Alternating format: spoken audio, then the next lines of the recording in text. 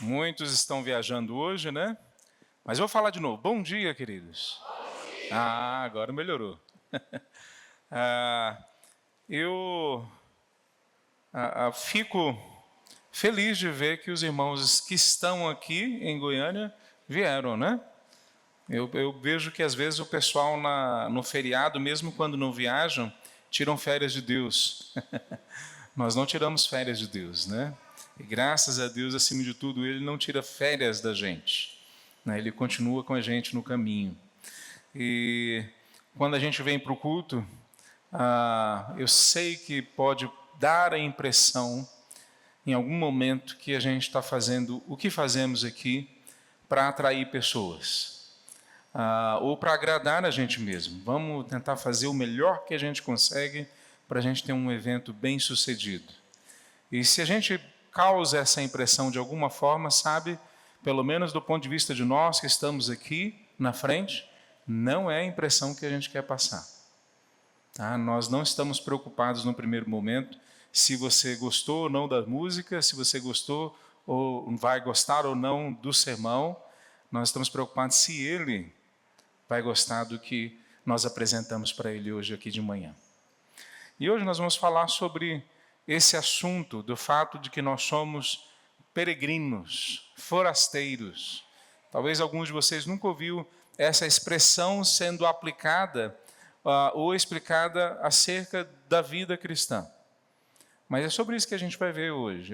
Essa semana eu estava conversando com um amigo e tentando explicar para ele o que é essa impressão na alma que a gente tem que ter de que nós não nos pertencemos mais. Nós que entregamos a nossa vida a Jesus Cristo. E em algum momento eu usei algumas ilustrações e uma delas que eu usei foi que o meu carro está parado ali fora e se quando eu chegar lá fora o meu carro não estiver mais lá, a minha primeira reação tem que ser: Senhor, o seu carro foi roubado. O Senhor resolve agora. Pertence ao Senhor, não pertence a mim. E é claro que eu tenho que tomar posturas responsáveis. Ligar para a polícia, ligar para o seguro, avisar quem tiver que ser avisado, tomar as medidas, ações a partir do fato de que o carro foi roubado. Mas o carro é dele, o carro é do Senhor, não é meu. Assim como cada centavo que está na minha conta corrente, assim como os meus filhos, assim como o meu tempo, assim como as minhas habilidades, assim como tudo que eu tenho. Essa talvez seja a grande dificuldade, mesmo dos crentes mais maduros, de entender que não tem nada, tudo pertence a Deus.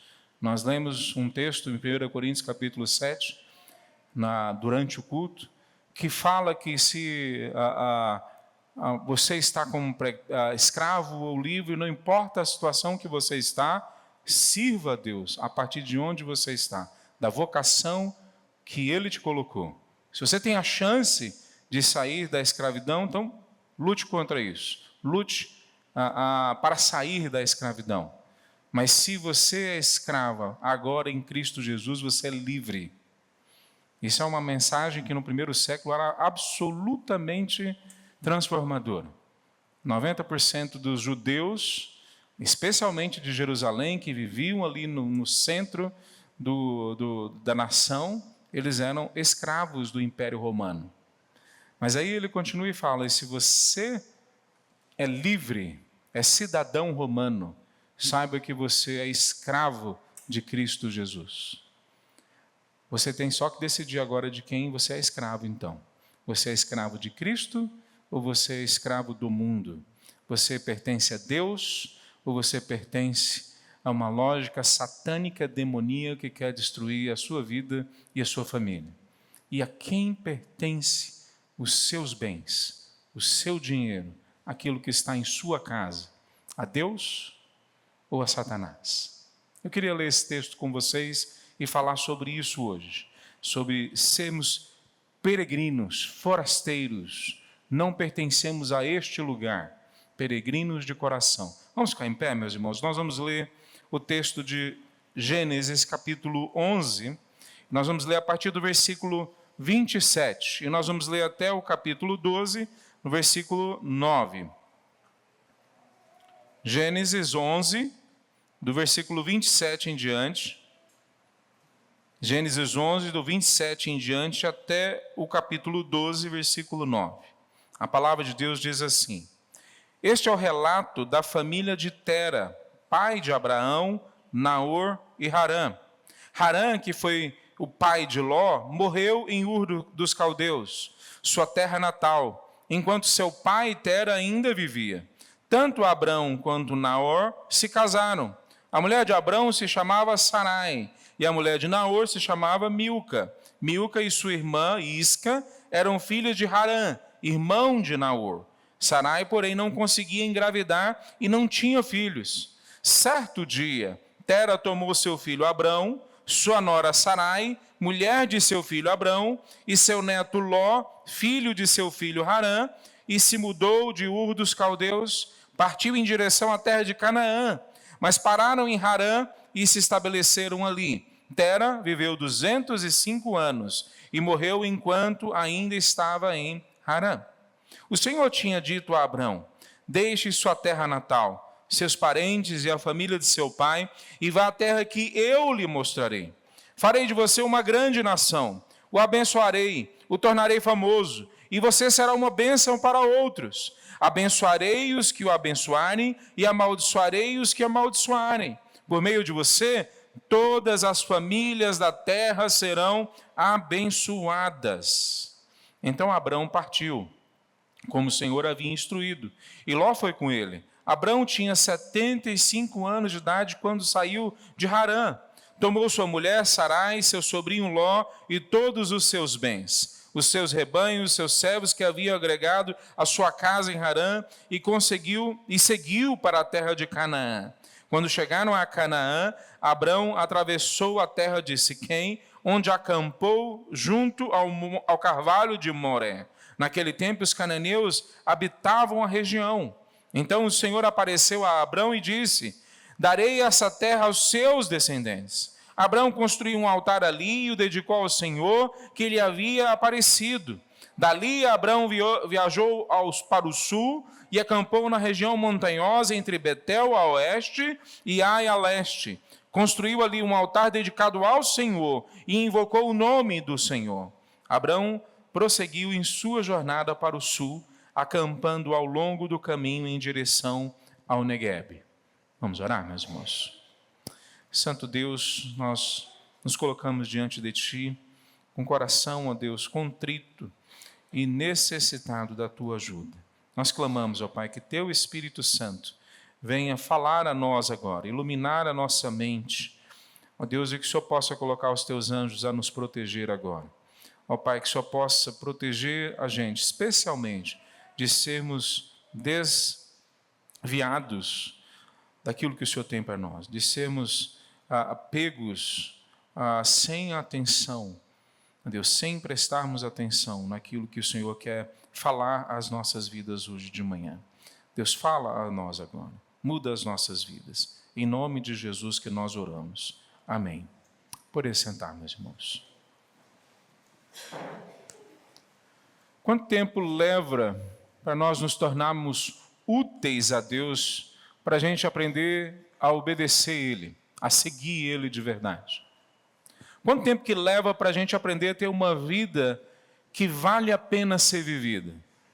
Quanto tempo que demora para a gente viver uma vida que a gente possa dizer: agora eu sei como viver, agora eu sei que vale a pena a vida que eu estou vivendo? Quanto tempo nós precisamos gastar para entender que nós pertencemos a Deus e não a nós mesmos? Essas são algumas das perguntas que, quando nós olhamos, elas têm vínculo, elas têm ligação com outro tipo de pergunta. Quanto tempo gasta para a gente entender que nós não pertencemos a este tempo e a este lugar?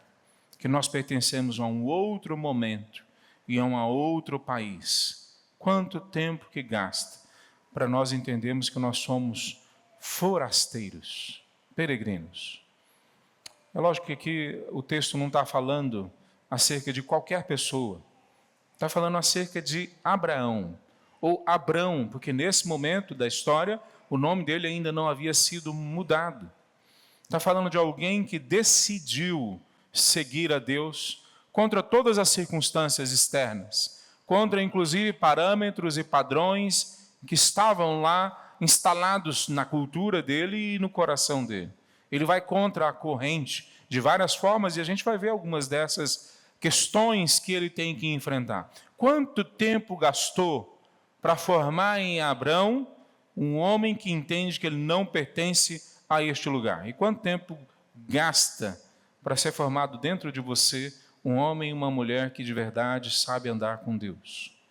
Há décadas de espera e jornada na vida de Abrão. Se a gente olha a história dele, quando ele nasce, ele cresce na cidade de Ur dos Caldeus, e para nós, às vezes, esses nomes vão ficando meio desconexos.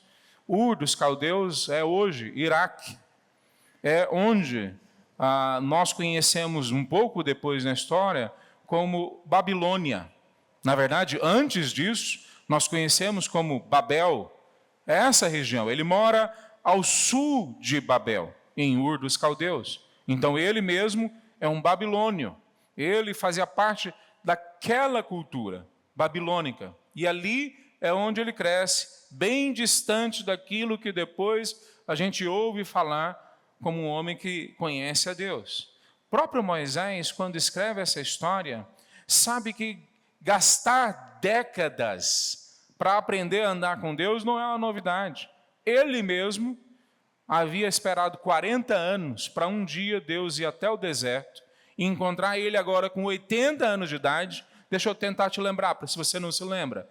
Quando ele completa 40 anos de idade, ele tenta fazer algo para o povo dele, o povo de Israel, sendo ele um príncipe do Egito, que havia sido criado pela filha do faraó. Mas quando ele tenta fazer alguma coisa com a força dele, ele fracassa, ele vira um assassino. E aí ele foge para o deserto. E por 40 anos, não 40 dias, não 40 meses, a impressão que se passa na história é que Deus está trabalhando no coração, na mente dele, para ensiná-lo que ele precisa depender de Deus. Então, quando Moisés, que escreve esse texto, escreve agora sobre a vida do antepassado dele, Abrão, ele sabe na pele que uma pessoa que segue a Deus não é formada do dia para a noite. Veja, não entenda errado. Se você entregar a sua vida a Jesus agora, imediatamente você pertence a Ele. Mas há um processo de transformação na nossa vida que nem Moisés, nem Abrão, nem Paulo no Novo Testamento, nem Davi, nem ninguém na palavra de Deus entendeu que esse processo acontecia assim, do dia para a noite. Nós somos chamados a uma longa jornada numa mesma direção. Ou falando de uma outra forma, uma longa obediência a Deus numa mesma direção. Para que isso forme em nós um outro jeito de olhar para a vida. Moisés, ao escrever essa história, ele escreve a partir de uma percepção que vai contra a cultura que ele está inserido. Moisés faz parte de uma época em que os deuses são territoriais. Às vezes eles não são só territoriais, eles pertencem a um clã, a uma família, a uma pessoa. As pessoas criam deuses. E Abrão não era diferente. Ele escreve dentro desse contexto, Moisés, mas ele está escrevendo e dizendo, mas há um Deus verdadeiro, não dois. E ele é acima de tudo e de todos. Ele é o Todo-Poderoso. Ele é que escolhe a vida desse pagão chamado Abrão, e a partir dele escreve toda uma história de salvação. Que mesmo Moisés, naquele momento, não tinha ideia de todos os desdobramentos. Mas ele já tinha uma clareza bastante grande do que Deus tinha feito na vida daquele pagão, daquela pessoa que não conhecia a Deus, até Deus invadir a história dele. Esse Deus que invade a história de Abrão é o Todo-Poderoso, que tem todo o conhecimento, mas também é o Deus gracioso, que resolve se relacionar pessoalmente com Abrão. Essa é a grande diferença que ainda, séculos, milênios depois, nós temos dentro do cristianismo. Nós não temos uma ideologia, um pensamento nobre acerca de como sermos seres humanos. E a gente não tem também um medo ferrenho de fazer alguma coisa contra a divindade, ou contra os espíritos, ou contra os guias espirituais que nós estamos seguindo, e aí, porque fizemos algo errado, eles vêm para cima da gente, com maldições, com terríveis ataques contra as nossas vidas. Não, não é esse tipo de religião que a palavra apresenta. A palavra de Deus apresenta um Deus que é todo poderoso, mas é todo gracioso. É um Deus que tem todo o conhecimento, mas se abre para você conhecer Ele pessoalmente. Isso é completamente diferente de qualquer outra história que a gente tem narrada na palavra de Deus. No capítulo 11, no versículo 27, a princípio parece que nós continuamos lendo só mais uma genealogia, como as outras que nós vimos nos outros capítulos, o capítulo 5 e o capítulo 10 de Gênesis, ou mesmo no começo do capítulo 11. Mas todas as outras, até agora, contava-se a história da humanidade como um todo. Mesmo que contava a linha genealógica de uma família que ia impactar toda a humanidade, o foco era contar a história de toda a humanidade. A partir do versículo 27, agora é sobre a história de uma família em específica. E a partir da vida dessa família, todas as famílias da terra seriam tocadas e abençoadas. Então aqui nós vemos a história de Tera, que é o pai de Abraão, sendo iniciada. E aí nós temos algumas coisas que vão acontecendo nessa história, Deus invadindo o caminho deles, entrando para dentro da história deles, e uma das coisas que vai ficando clara é que Abraão vai sendo empurrado numa direção que é contrária ao que era esperado.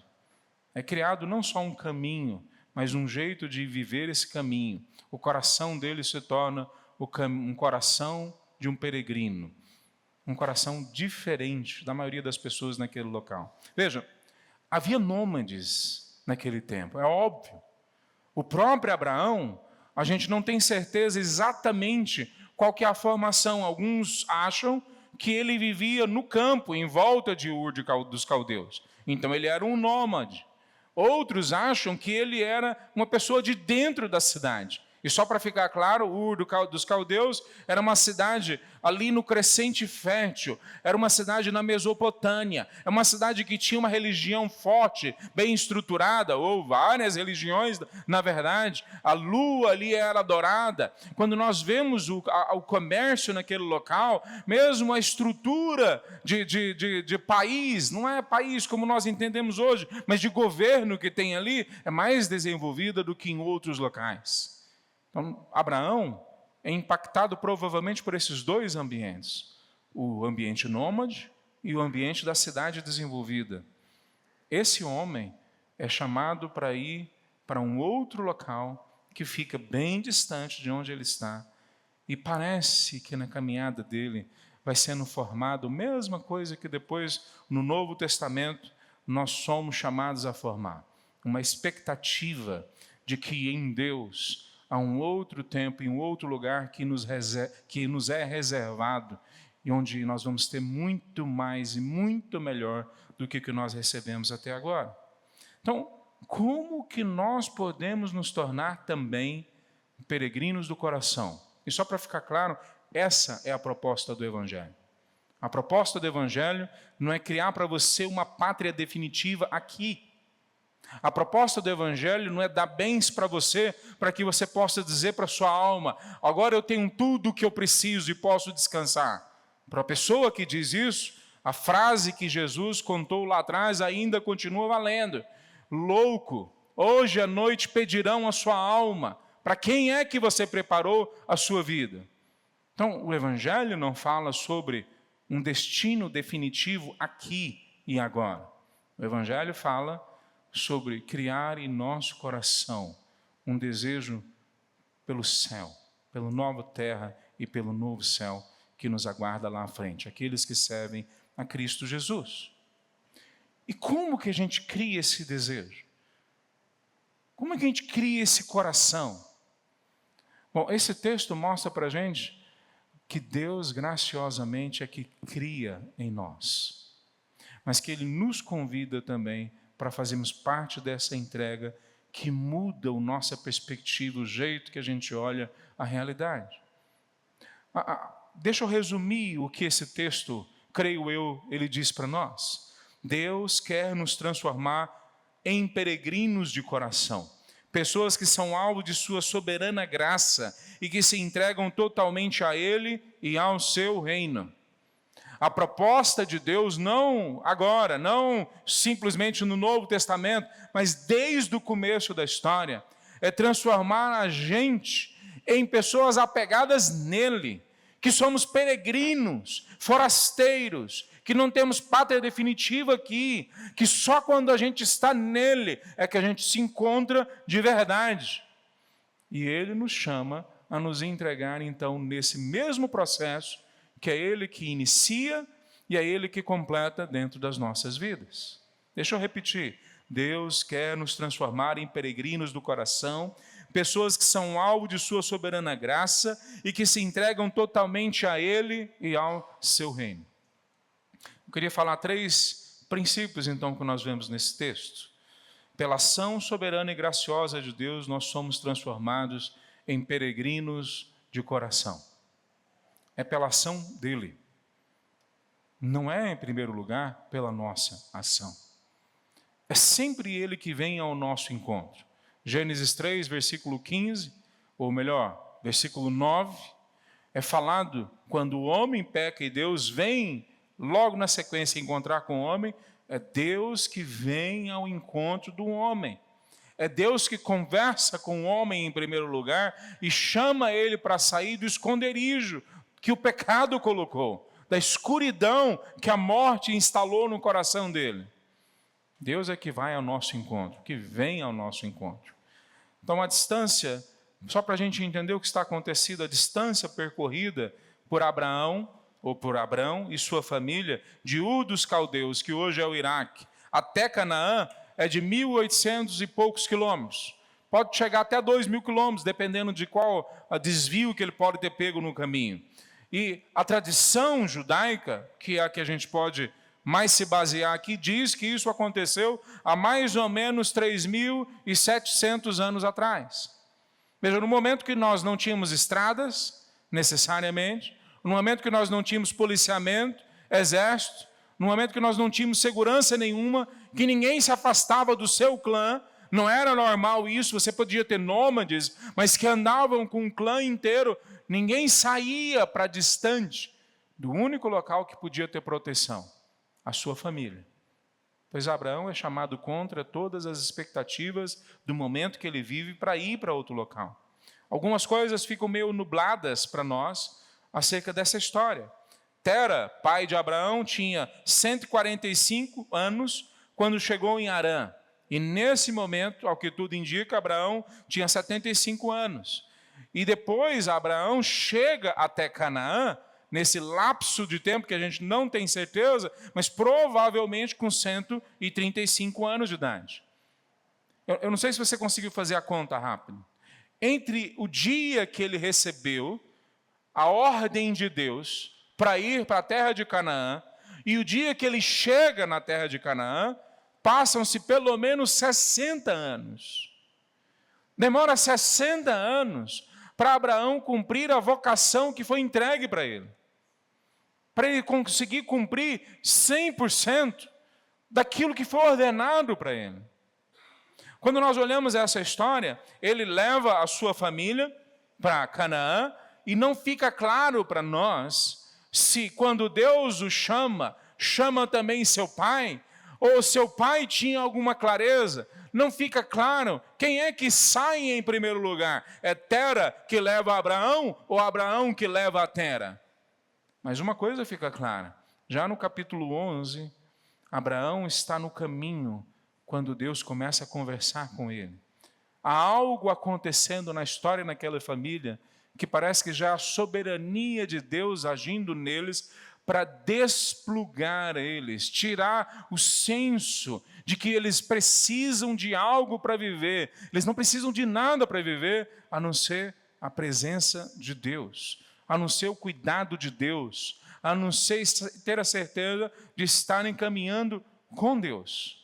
Quando nós olhamos a caminhada dele, sabendo que ele era um babilônico, nós sabemos que ele tinha algumas coisas que não seriam fáceis para ele lidar. Ele seguia outros deuses, ele seguia outra religião, ele tinha outras expectativas. Mas soberanamente Deus vem sobre a vida dele e tira ele do lugar dele e tira então a necessidade de dentro do coração dele de pertencer àquele local, àquela cultura, àquela gente, aquele jeito de viver, aquela maneira de enxergar sucesso. Deus vai tirando de dentro do coração dele o que foi implantado pelaquela cultura e aquela família onde ele estava. É exatamente o que Deus quer fazer comigo e com você. Todos nós recebemos influências culturais. Se você nasceu em Goiânia, daqui. Se você nasceu em outro local, do local que você nasceu. Todos nós recebemos influências familiares, todos nós. Se você nasceu no catolicismo, ou no espiritismo, ou num tipo específico de evangelicalismo, todos nós recebemos influência. E Deus quer destruir toda a influência que nós recebemos, que nos afasta de queremos depender dele de todo o nosso coração. E se ele conseguiu fazer isso com Abraão há 4.000 anos atrás, então ele consegue ainda hoje fazer isso com as nossas vidas também. Os patriarcas que vieram depois de Abraão, e nós estamos falando dos patriarcas, nos referindo a Abraão, a Jacó, Isaac e Jacó. Os 3 homens que nós referimos a eles como as pessoas que nos antecederam no caminho de criação daquilo que nós chamamos povo de Deus. Nós não somos Israel étnico, mas nós somos ligados hoje com o povo de Deus do Antigo Testamento, então nós podemos dizer, eles são os nossos antepassados. E a cada um deles foi empurrado para que eles vivessem uma história de peregrinos e forasteiros. E aí alguém poderia dizer, pastor, mas isso aí é referente a nômades do Antigo Testamento. Pastor, isso é referente a uma outra cultura, um outro lugar, e não a nossa relação com a fé. Pois no Novo Testamento, o apóstolo Paulo, ele diz em Filipenses capítulo 3, versículo 20, que a nossa cidadania não está aqui, no local onde nós nascemos. Por mais gritante e difícil de entender isso, o Paulo está dizendo isso com todas as palavras. E veja, no meio do povo de Deus do primeiro século, poucos teriam a condição de Paulo, de dizer, eu sou cidadão, porque ele era cidadão romano. Poucos poderiam dizer isso. Então, para ele falar, a minha cidadania não é essa, a romana. A minha cidadania é no novo céu e na nova terra. Mas veja só como Pedro fala sobre isso em 1 Pedro 2, versículo 11. Amados, insisto que, como estrangeiros e peregrinos no mundo, vocês se abstenham dos desejos carnais que guerreiam contra a alma. Pedro está falando para peregrinos e estrangeiros de verdade. O pessoal teve que fugir por causa da perseguição no primeiro século, e eles foram parando em cidades diferentes, ambientes diferentes, culturais, que tinham línguas diferentes. Mesmo assim, Pedro, no texto, se você ler o capítulo inteiro lá em Pedro, você vai ver que ele não está se referindo simplesmente ao fato geográfico de que eles saíram de um lugar e foram para o outro, mas de algo espiritual, emocional, um novo jeito de ver as coisas, uma nova mentalidade. Vocês não pertencem aqui, vocês pertencem a um outro lugar. Hebreus, nós vemos a mesma mensagem, Hebreus capítulo 11, versículo 13 e 16, diz assim, todos esses, ele está falando dos heróis da fé, morreram na fé, sem terem recebido as promessas, viram-nas de longe e as saudaram, reconheceram que eram estrangeiros e peregrinos na terra. Os que assim falam mostram que estão buscando uma pátria. Se estivessem pensando naquela que haviam deixado, teriam a oportunidade de voltar. Em vez disso, desejam uma pátria melhor, a celestial. Por essa razão, Deus não se envergonha de ser chamado Deus deles, pois preparou-lhes uma cidade. Veja, esse não é o sentimento que Deus quis criar num homem que viveu há 4.000 anos atrás. Essa é a descrição da salvação que Deus quer trazer para a sua vida. A libertação de você ter que ficar preso a bens, a dinheiro, a uma cultura que te prende, te aprisiona, te deixa limitado. Deus quer tirar de você a necessidade de depender dos seus próprios esforços, de depender da sua própria capacidade de produzir uma vida bem-sucedida. Deus quer tirar de você a necessidade de ter que resolver os seus problemas. Deus quer tirar de cima do peso das suas costas a responsabilidade de ter que fazer a vida dar certa. Não é sua, é dele. Agora, não é sua de quem? Não é sua de você que foi encontrado no caminho por ele, que graciosamente, soberanamente, como nós lemos durante o culto, em Jeremias capítulo 1, Deus falando para Jeremias: eu te escolhi antes de você nascer. Quem é que pode falar que é peregrino de coração? Quem de alguma forma foi trazido, por exemplo, hoje aqui de manhã, ou foi levado por Deus para outras igrejas bíblicas em Goiânia, em Goiás, ao redor do mundo, e mais uma vez ouve a mensagem, mais uma vez Deus graciosamente convence, convida, atrai, apresenta o que tem que ser mudado e transformado na vida de você, de mim, de todos nós que fomos alcançados pela ação soberana e graciosa dele. Então Deus em sua soberania encontra Abraão no caminho, e Deus em sua soberania encontra você no caminho. Deus em sua graça atrai Abraão no caminho, e Deus graciosamente quer atrair você da mesma forma. Ele quer trazer você para perto dele. E trazer você para perto dele a partir desse texto não é fazer você ser bem-sucedido no exercício religioso. Não é fazer você ser bem-sucedido no sacrifício que você entrega para então Deus te entregar benesses na vida, soluções para os seus problemas. Você ser alcançado e salvo por Deus significa que você é salvo, em primeiro lugar, de você mesmo. Você é salvo de ser escravo de paixões e desejos. Você é salvo de ser escravo de dependências, de recursos, de diplomas, de pessoas, de religiões. Você é salvo para ser um peregrino de coração. Você está passando por aqui, mas o seu coração, a sua vida, a sua mente pertence a esse outro lugar, a esse outro momento, essa outra pessoa que se chama Jesus de Nazaré. Deixa eu ir para o próximo ponto. Nós somos alcançados por Ele, transformados em peregrinos do coração. Mas em segundo lugar, agora através de uma entrega intencional a Deus, nós amadurecemos como peregrinos do coração. Nós amadurecemos e nós conseguimos viver, aproveitar de fato o fato de que nós pertencemos a Ele. De acordo com Gênesis capítulo 20, Sara é meia-irmã de Abraão. Ela é filha do mesmo pai, mas de mães diferentes. Naquela cultura, naquele momento, era possível que alguém casasse com alguma figura feminina da sua própria família. Uma sobrinha, uma tia, a irmã, ou a meia-irmã, não a irmã, não creio que a irmã poderia nesse caso. Depois, na época de Moisés, já não poderia. Já tinha uma outra cultura, uma outra lei, um outro momento. Mas veja, essa inclusive, vou abrir um parênteses aqui, essa é uma coisa maravilhosa na palavra de Deus. Porque a palavra de Deus poderia esconder certas feiuras, ou certas coisas que depois nós entendemos como feia. Mas ela não esconde isso. Abraão está casado com sua meia-irmã.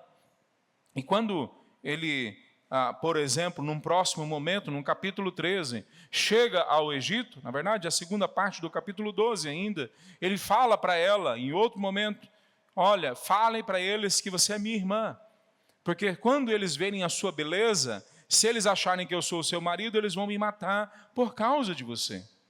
Não era totalmente mentira, ela era realmente meia-irmã de Abraão. Mas veja só como vai construindo o restante da história familiar deles. Sara, assim como a Milca, as duas que vão casadas, Sara com Abrão e Milca com Ló, as duas tinham nomes que faziam referência ao deus da lua, que na região de Ur, dos caldeus, eles adoravam.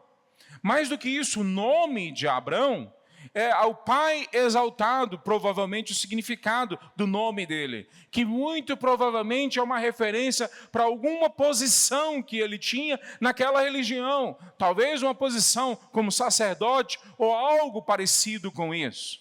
Não, talvez por isso o pai dele segue ele no caminho e não ele segue o pai dele, porque ele era o líder da família. Tudo isso são conjecturas, nós não temos certeza. O que nós temos certeza é o que é falado em Josué capítulo 24, versículo 2, que Abraão e a sua família, todos eles adoravam a outros deuses em Ur dos caldeus. Isso é muito interessante, porque eles conviveram com Sem e com outros.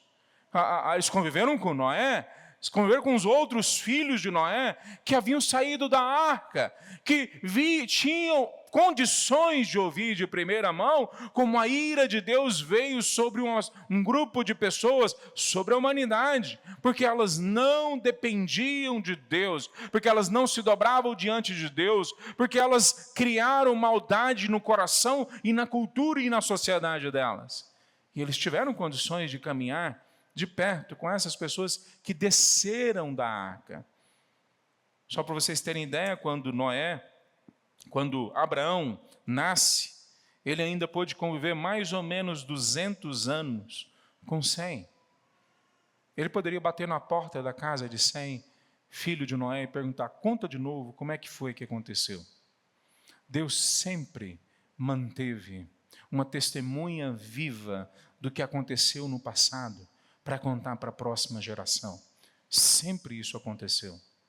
Nós podemos chegar depois em Isaac, depois chegar em Jacó, e todos eles experimentaram a possibilidade de sentar com antepassados que viveram grandes momentos do que Deus fez lá atrás. Quando chega na época de Moisés e todo o povo que foi para o Egito tiveram acesso a detalhes escritos do que aconteceu, a testemunhas vivas que falaram do que aconteceu no passado.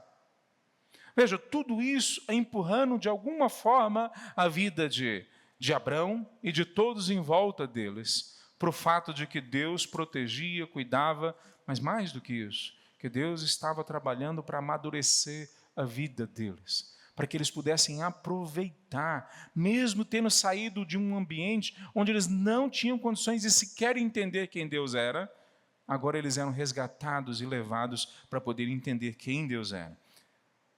Isso é tão forte que Abrão, depois de ouvir Deus falando com ele, segue plenamente confiante de que ele tem que abandonar toda a cultura religiosa que ele tinha antes, que ele tinha que se colocar numa estrada que iria contra todas as perspectivas, todas as expectativas da época, de proteção, de cuidado, de ser bem-sucedido. E ele tinha a convicção de que Deus havia mandado para ele, ir para ele naquele lugar. Mas quando ele chega naquele lugar, aonde Deus o mandou, depois de décadas, ele poderia ter tido a mesma impressão que alguns, ao subir a montanha, numa escalada, sentem.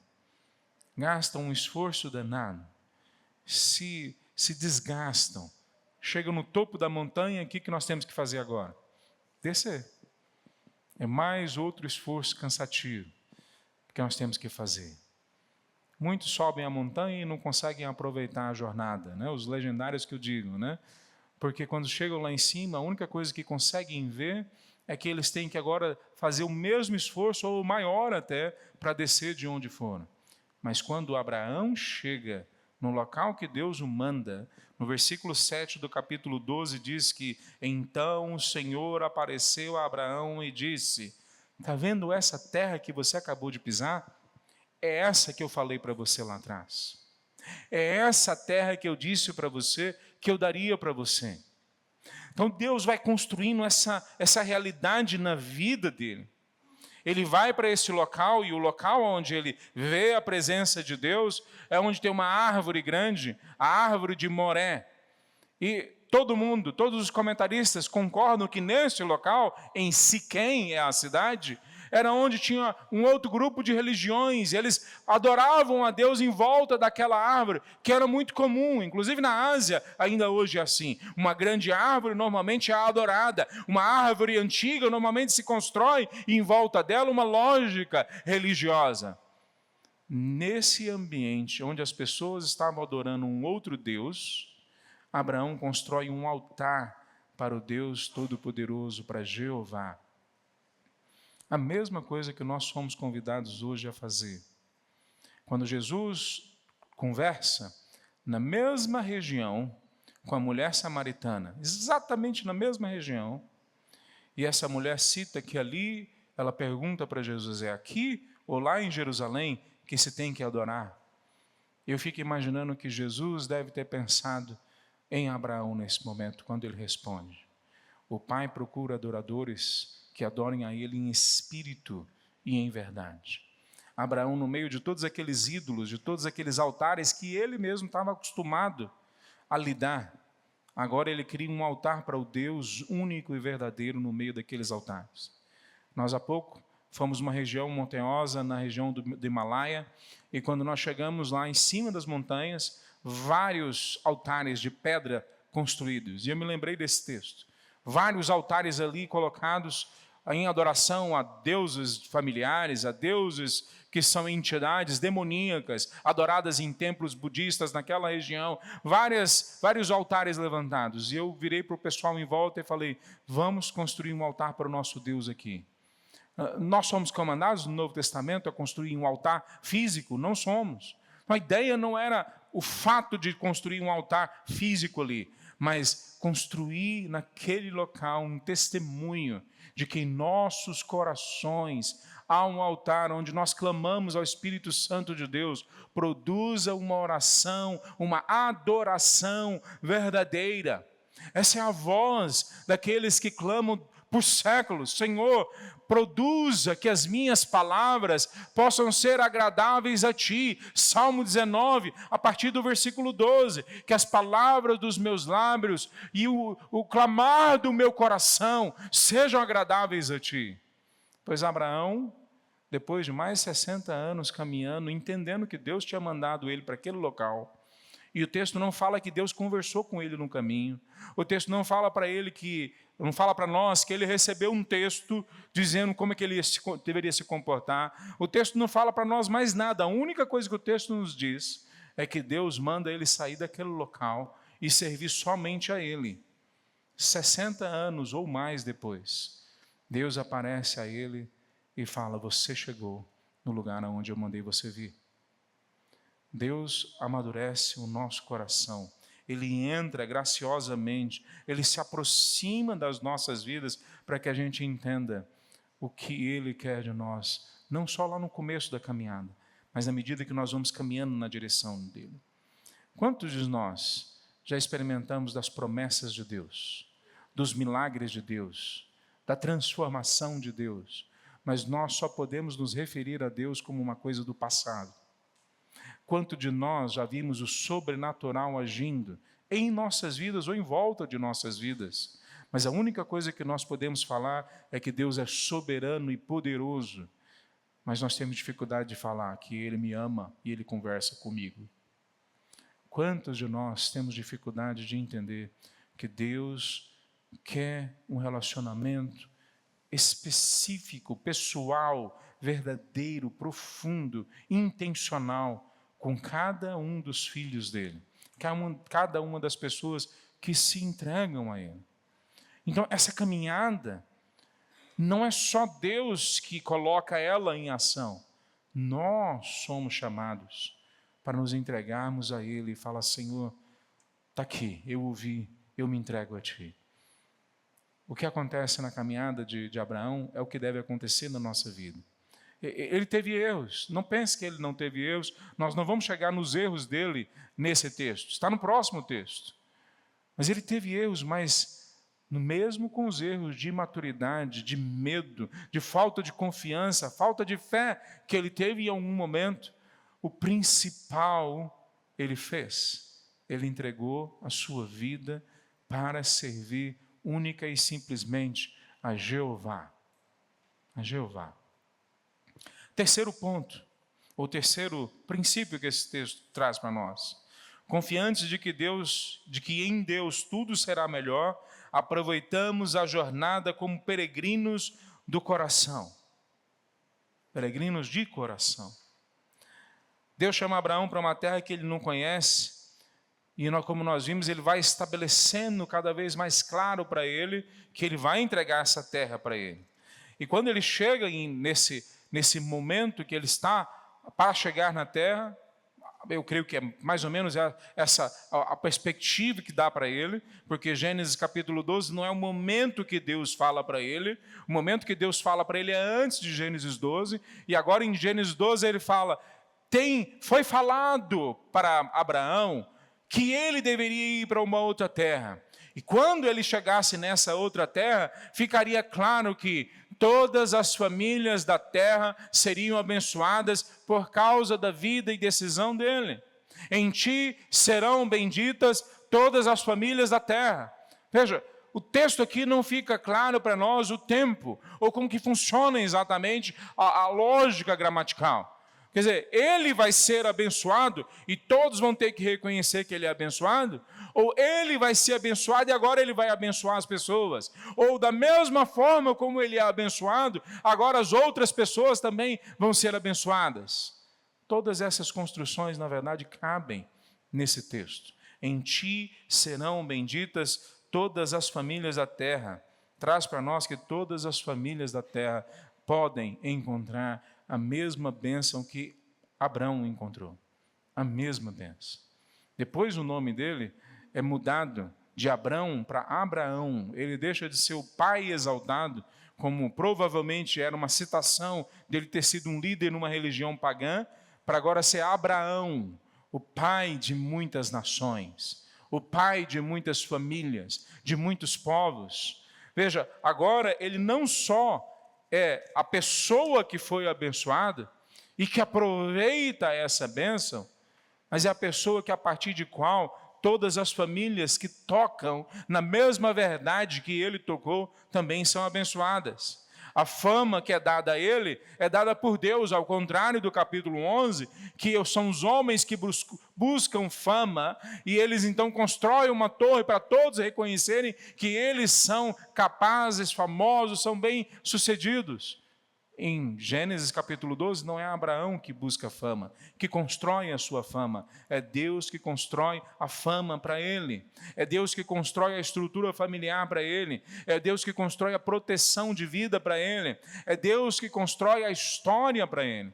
Da mesma forma como tinha sido depois, não tinha sido não, como haveria de ser depois na vida de Davi, que Deus chegou lá em 2 Samuel capítulo 7 e promete para Davi que ele teria uma casa, ele teria uma dinastia que duraria para a eternidade. Aqui é falado para Abraão que a casa dele seria abençoada por toda a eternidade. É a mesma lógica que é construída. Mas a lógica também diz para nós algumas coisas.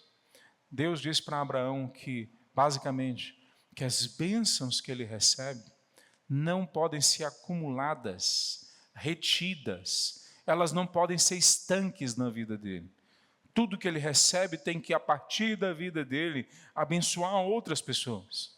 E a gente pode se perguntar, mas isso aconteceu no tempo de vida de Abraão? É só a gente ler a história. Ele salva o sobrinho dele. Ele conversa com Deus para salvar Sodoma e Gomorra.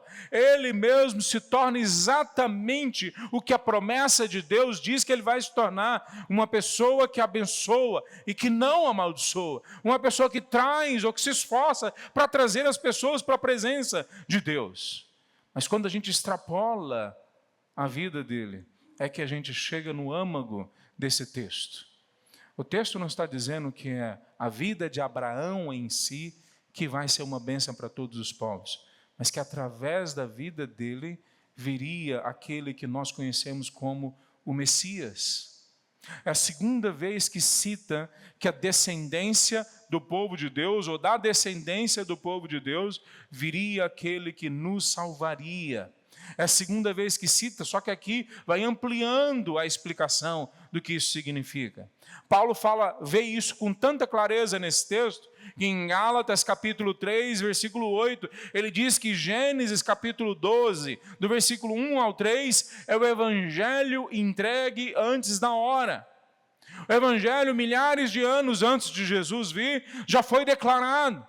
Que aqueles que obedecem a Deus, que confiam em Deus, que depositam a sua fé em Deus, esses vão ser salvos. Mas como que nós depositamos a nossa fé em Deus antes de Cristo vir? É sempre falado do futuro. Aqueles que acreditam que Deus vai invadir a história uma vez lá na frente, trazendo o descendente, o Messias, o Salvador, esses vão ser salvos. Agora nós que estamos depois da cruz, depois da ressurreição, nós não olhamos para frente, para a nossa salvação. Nós olhamos para trás para vermos a nossa salvação. Ela foi conquistada lá atrás. Veja, quando nós olhamos esse texto, ele está falando da fé que é dada a esse homem como modelo para as nossas vidas, para os nossos corações. O que é interessante nesse texto, para além dessas coisas todas, é que fica claro que esse pagão, ou esse ex-pagão, que é Abraão, aproveita a caminhada com Deus. Nós vamos ver outros exemplos na frente, se você continuar a leitura. Mas quando nós vemos a comparação entre a vida dele, Abraão, e o sobrinho dele, os dois enriquecem. Muito provavelmente, a gente não pode ter certeza disso, mas muito provavelmente Lot enriquece por causa de Abraão. Por causa da bênção que está sobre a vida dele. Mas em algum momento eles crescem tanto que começam a ter brigas entre as pessoas que trabalham para os dois, com os animais que os dois têm, com as criações, e os dois sentam em conversa e resolvem se separar. Cada um vai para um lado, cada um vai numa direção. E se você olhar o mapa, Ló, ele escolhe o local onde é o mais fértil de toda aquela região. O lado oeste do Jordão. Ele escolhe o lado que está Sodoma e Gomorra, mas até então nós não sabemos nada sobre Sodoma e Gomorra. Ele escolhe a planície do Jordão, que tem plantação o ano inteiro, que não depende necessariamente de chuva vir, porque tem água ali no solo. E Abraão vai para o outro lado, montanhoso, desértico, que depende de chuva para conseguir fazer qualquer coisa. Quem é que cresce e é abençoado? Abraão. Ele aproveita a bênção de Deus. E da mesma forma que ele aproveita a bênção de Deus, ele passa essa bênção, ele transmite essa bênção, ele não estanca essa bênção que chega na vida dele. Nós olhamos a forma como é construído o texto está querendo claramente mostrar para nós que quando nós somos peregrinos de coração, a nossa dependência não está em coisas, a nossa dependência não está no nosso esforço, está em Deus. Mas mais do que isso, o texto também ensina para nós que o nosso prazer não está em coisas, está em Deus. O nosso prazer não está em nossas conquistas, mas no que Ele conquista para nós. Eu falei para vocês de um amigo que eu conversei há pouco tempo, e que eu falei do carro, que se tivesse sido roubado, eu vou falar para Deus, Deus, o seu carro foi roubado. Na verdade, essa é uma concepção que Deus quer criar, não só essa, mas como essa, no coração de todos nós. De que o dinheiro que temos na nossa conta não é nosso, mas que também que as dificuldades que nós temos não são para ser vencidas sozinhos. É Ele que assume a nossa vida. Nós pertencemos a Ele. A nossa grande batalha, nesse momento, é entendermos que nossa vida pertence 100% a Deus. Deixa eu dar algumas ilustrações para vocês. Quando nós nascemos um filho nosso, qual que é o nosso sonho? Grande parte dos pais eu vou dar um bom estudo para que ele seja um médico, um engenheiro, um advogado, alguém que ganhe dinheiro.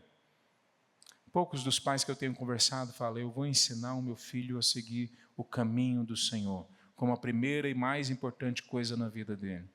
Quando nós olhamos o dinheiro que entra na nossa conta, nós tentamos achar todas as maneiras possíveis de não pagar imposto, de não pagar naquilo que a gente acha que é injusto. E eu também muitas vezes acho que são os impostos que o governo dá. Poucos de nós param e perguntam, o que Deus quer que eu faça com o dinheiro dele? Quando nós queremos comprar uma casa nova, um carro novo, comprar novas assinaturas de streamings para a nossa casa, nós dificilmente paramos e perguntamos, é isso que Deus quer que eu faça com o dinheiro dele? Nós temos muita dificuldade de desapegarmos das coisas que estão nas nossas mãos, nos nossos bolsos, na nossa conta corrente, que estão dentro dos muros da nossa casa, da parede do nosso quarto. Nós temos muita dificuldade de nos tornarmos pessoas como Abraão, que aproveitam a jornada com Deus, com a certeza de que não pertencem a esse lugar, e de que esse lugar não pertence a eles, de que eles pertencem a Deus. Então eles podem dormir sossegados e tranquilos, porque Deus cuida de tudo que eles precisam. Se Deus é o dono do meu tempo, é claro que eu vou ser o melhor a profissional que eu posso ser. Se Deus é o dono das minhas habilidades, é claro que eu vou usar elas da melhor forma possível para trazer honra e glória a Ele. Mas a nossa concepção tem que ir para muito além disso. Deus não é só uma pessoa que quer ver nós exercendo bem as nossas profissões. Deus quer ver a gente entregando completamente, abrindo completamente mão de decidir os nossos passos por nós mesmos, de decidir a nossa vida por nós mesmos. Nós decidimos agora com base no que Ele manda a gente fazer, no que Ele estabelece como princípios, valores, no que Ele estabelece como ordem, mas também como uma demonstração de graça para as nossas vidas. Aproveitar a jornada de peregrinos do coração é algo que todos nós precisamos aprender. Quando o texto de Hebreus, no capítulo 11, escreve sobre os heróis da fé, alguns deles nenhum de nós queríamos ser. Nenhum de nós. Estava conversando agorinha com o Fábio ali dentro, e nós falamos, será que Satanás pode tocar nas nossas vidas como cristãos? Será que Satanás pode tocar na vida do Filho de Deus? Aí alguns de cara já citam Salmo 91, o texto que fala, não, Satanás não pode tocar na vida do cristão. Não pode tocar na vida daqueles que pertencem a Deus. E o que a gente faz com Ló? Com Jó, melhor dizendo. Com Jó, no Antigo Testamento. O que a gente faz com irmãos nossos do primeiro século, que foram cerrados ao meio, queimados vivos, mortos por leões, por feras? O que nós falamos para os 360 milhões de cristãos que estão sendo mortos hoje, perseguidos hoje por causa do Evangelho? Satanás não tem condições de tocar na nossa vida e produzir um dano eterno na nossa vida, permanente na nossa vida. Mas sim, Deus, muitas vezes, por causa do nosso pecado, ou pela necessidade de nos fazer crescer, nos provar, Ele permite sim que Satanás toque muitas vezes na nossa vida. Mas o mais importante que a gente precisa ter alinhado, crescendo dentro dos nossos corações, que mesmo que Satanás, ou homens maus, ou governos se levantem contra nós, Deus sempre vai nos libertar. Tiago e Pedro vão para a cadeia. Tiago é liberto da opressão do Império Romano pela morte. Deus liberta ele levando ele para a morte. Pedro é liberto da opressão do Império Romano, dos líderes judeus da época, que estavam exercendo esse poder ali, sendo liberto da cadeia por um anjo. Qual é a forma que Deus vai libertar hoje você? Eu não sei dizer. Eu sei dizer o seguinte: se você pertence a Ele, a sua preocupação vai ser: eu quero ser sempre um coração de peregrino. Aqui eu não tenho destino permanente, pátria permanente, casa permanente. Aqui o que eu construo é um coração que pertence a Deus. Não importa qual é a direção que Ele vai me colocar. Eu queria concluir de duas formas esse texto. Primeiro, dedique tempo na sua vida essa semana para avaliar tudo aquilo que te faz sentir preso a este tempo, a este lugar. Tudo. Dinheiro que você tem ou a necessidade de dinheiro que você tem, a sua casa, os seus bens, as dívidas que você carrega, tudo que te faz achar que você está preso aqui, que você não pode ser levado por Deus agora para o novo céu e a nova terra, que você não pode simplesmente doar os seus bens todos para os pobres, que senão você vai morrer. Pensa em tudo aquilo que te faz sentir preso a essa realidade. Coloque diante de Deus e fala: Senhor, tira do meu coração essa necessidade que eu tenho das coisas. Oséias capítulo 6, o profeta lá atrás fala para nós que Deus nos destruiu e vai nos construir de novo. Essa é a esperança de Oséias. A esperança de Oséias é dupla. A primeira é de que ele sabe que na vida dos filhos de Deus, qualquer destruição que vier é comandada soberanamente por Deus. Mas ele também sabe que qualquer destruição que vem na vida dos filhos de Deus é só um passo antes da construção que Ele vai fazer nas nossas vidas. Então coloque diante de Deus e fala: Senhor, destrua do meu coração a minha necessidade que eu tenho de coisas, de sucesso, de dinheiro. Destrua isso de dentro do meu coração para que eu dependa só de Ti. Que o meu coração seja um coração que entenda que nós somos forasteiros nesse tempo e nesse lugar. A segunda coisa que eu queria concluir com os irmãos: observe com bastante dedicação também as pessoas que dependem de você, de olhar para a sua vida, para as coisas que você fala. Gaste tempo pensando: quem é que depende de mim? Para aprender que nós precisamos depender 100% de Deus. Seus filhos? O que seus filhos têm aprendido com você? Que é o seu esforço que vai fazer você dar certo? Que é a quantidade de dinheiro que você tem na conta? Que é a sua sabedoria para lidar com as suas dificuldades financeiras, com as suas dívidas? O que os seus filhos vão aprender de você quando eles olharem para você? Que você depende de Deus 100%, não importa as circunstâncias, ou que não importam as circunstâncias, mesmo as melhores, que você depende de você e do seu dinheiro. O que eles vão aprender? O que os seus vizinhos vão aprender? O que os seus familiares em volta de você vão aprender olhando para a sua vida? Olha, busque que eles aprendam de você a depender em Deus. Busque que a sua vida, ao influenciar pessoas, é tão comum hoje nós falamos disso, né? Os influencers na internet, que ensinam para nós muitas vezes, na grandíssima maioria das vezes, que nós temos que depender da nossa capacidade de comunicação, da nossa capacidade de entender o mercado, da nossa capacidade de crescer nos likes ou nos seguidores ou no que seja. Então, mesmo aqueles melhores influenciadores na internet acabam muitas vezes produzindo em nós a impressão de que nós nos bastamos, de que nós somos o suficiente, de que nós vamos conseguir com as nossas próprias forças. Pois essa é a mensagem de Babel. É Gênesis capítulo 11, no começo do capítulo 11. Gênesis capítulo 12 é a mensagem de que nós não precisamos depender de nós mesmos. Nós podemos sair dessa escravidão. E que outros, ao olharem para nós, possam aprender a mesma coisa. Não importa as nossas dívidas, não importa a nossa quantidade de dinheiro. E aqui, meus irmãos, eu quero fazer algo que depois o pessoal vai brincar comigo, fazer uma última conclusão, que eu não tinha colocado aqui nesse texto. Um pouco mais prático e mais imediato. Meu irmão, eu conheço a vida de alguns de vocês, alguns que não estão aqui, inclusive creio que seria muito bom eles ouvirem isso. Mas nós precisamos olhar se nós realmente queremos seguir a Deus de todo o nosso coração.